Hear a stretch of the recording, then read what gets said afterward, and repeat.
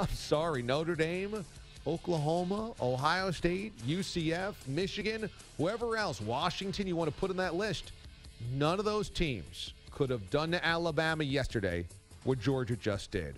3 receivers left, 2 to the right. Jake wants to throw. Corner route to the right side. Over the shoulder catch. I think, yeah! Touchdown inside the right pylon. Riley Ridley with a beautiful grab. Georgia Bulldog Sportsnet on the call. I know they lost. They're not going to be in the playoff. Kirk Herbstreit has doubled down on his prediction that Georgia's not only going to be in the top 4 tonight when the rankings come out, but they will be ranked number 3 and Notre Dame will be number 4. I don't believe it. I don't buy it.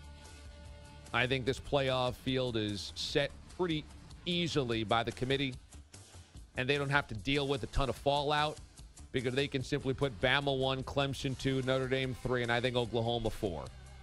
Oklahoma's a vengeance of the loss to Texas in impressive fashion yesterday, to me, is going to be enough to put them in the top 4. However, ESPN's projection model gives Ohio State a 71% chance of making the playoff. But I think that model is broken. I think this thing is pretty easy. But even though Georgia's going to be home for the playoff, to me, you'll never be able to convince me they're not one of the 4 best teams of the country. And isn't that the reason Alabama got in last year? Because it was the 4 best, and Alabama was one of the 4 best? Wasn't that the reason? It was not the most deserving. It wasn't the resume. They didn't win the SEC West. They lost the Iron Bowl. They didn't win the SEC. But Alabama still made it in. That same argument, to me, puts in Georgia, just it isn't as clean because we just had this game played, and most people don't want to see that as a potential national championship game again.